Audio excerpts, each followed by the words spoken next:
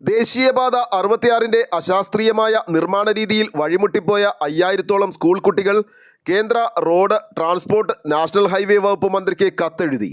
ചാത്തനാട് ഏഴിക്കര ഭാഗത്തു നിന്നും കൂനമ്മാവിലേക്ക് എത്തിച്ചേരാനുള്ള എളുപ്പമാർഗമായ PWD റോഡായ ചെമ്മായം റോഡിനെ കുറുകയും Pallikkadavu റോഡിനെ കുറുകയും NH 66-ന്റെ വൻമതിൽ ഉയർന്നുകൊണ്ടിരിക്കുകയാണ്.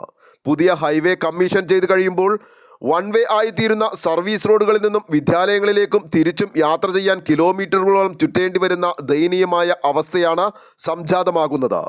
ഈ ദുരവസ്ഥയ്ക്ക് ശാശ്വത പരിഹാരമായി ചെമ്മായം റോഡിലും പള്ളിക്കടവ് റോഡിലും ഓരോ അണ്ടർപാസുകൾ വീതം അനുവദിക്കണമെന്ന് അപേക്ഷിച്ചുകൊണ്ടാണ് ഈ കുരുന്നുകൾ കത്തുകൾ എഴുതിയത്. വരും തലമുറയുടെ അനിഷേധ്യമായ ഈ ആവശ്യം അംഗീകരിക്കുമെന്ന പ്രത്യാശയിലാണ് ഈ കൂനമ്മാവ് നാട്ടിലെ ഓരോ പൗരനും. MK ബിബിൻ അവതരിപ്പിച്ച ആശയം ആക്ഷൻ കൗൺസിൽ സഹർഷം സ്വീകരിക്കുകയും അത് അത്യന്തം വിജയകരമായി നിർവഹിക്കുകയും ചെയ്തു.